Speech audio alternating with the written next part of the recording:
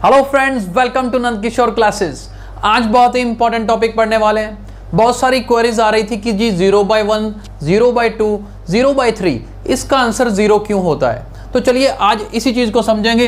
ये देखिए 0/1, 0/2 यानी कि 0 को किसी भी अगर वैल्यू से डिवाइड करें जी तो इसका आंसर 0 क्यों होता है। आज इस चीज को समझेंगे और बहुत आसानी से समझेंगे।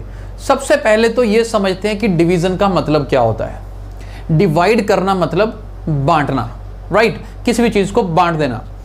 अब मान लो मेरे पास 10 पेन्स हैं, 10 पेन है मेरे पास और मुझे 2 लोगों में बांटने हैं। कितने लोगों में? 2 लोगों में बांटने हैं। तो 10 पेन को 2 लोगों में अगर बांटना है तो कितने कितने पेन दूंगा मैं? 5-5 पेन दे दूंगा दोनों को, राइट। बराबर इक्वल डिवीजन करेंगे, 5-5 दोनों में बांट देंगे। अब ये जो मुझे ओरली पता है कि 5-5 बांटनी है, इसको डिवाइड के साथ अगर देखें, जो मेथड हमने पढ़ा है कि 10/2 यानी कि जितने मेरे पास पेन्स थे उसे हम डिविडेंड की फॉर्म में अंदर रखते हैं, कितने लोगों में बांटना है वो मेरा डिवाइजर है बाहर रखते हैं, और 2 5s are 10। रिमाइंडर 0 आने का मतलब है इक्वल डिवीजन हो गई, यानी कि जो मेरा क्वोशिएंट आया उतने मैंने पेन्स बांट दिए, राइट। तो ये मेरा कंसेप्ट है।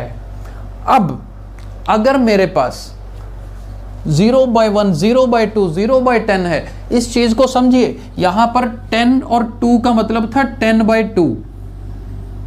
10 चीजों को 2 लोगों में बांटना था तो 10/2 था। अब 0 चीज है मेरे पास। 0 चीज का मतलब, 0 का मतलब नल, राइट, जो मेरे पास है ही नहीं।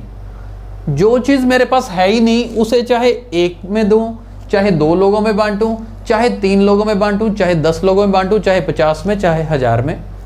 जो चीज मेरे पास है ही नहीं, क्या मैं उसे बांट सकता हूं? बांट ही नहीं सकता। दैट मीन्स जब मैं कुछ बांट नहीं सकता तो मेरा आंसर क्या आना चाहिए? 0 आना चाहिए। जब मैं 5-5 पेन बांट सकता था तो मेरा आंसर भी 5 आ रहा था। अब मेरे पास बांटने के लिए कुछ है ही नहीं तो मेरा आंसर 0 आना चाहिए। डिवाइड करके भी देख सकते हैं। मान लीजिए कोई भी रैंडम वैल्यू उठा लें, अगर 0 को 5 से डिवाइड करते हैं, यानी कि मैं 0/5 वाला केस ले रहा हूं। 0/5 अब है क्या? 5 के टेबल में 0 कितने जार? 5 0s are 0। रिमाइंडर भी 0, यानी कि आंसर क्या आएगा? 0 आएगा। अब चाहे किसी के साथ मर्जी डिवाइड कर लो, 0/10, 0/5, 0/9, हर बार आंसर क्या आएगा जी?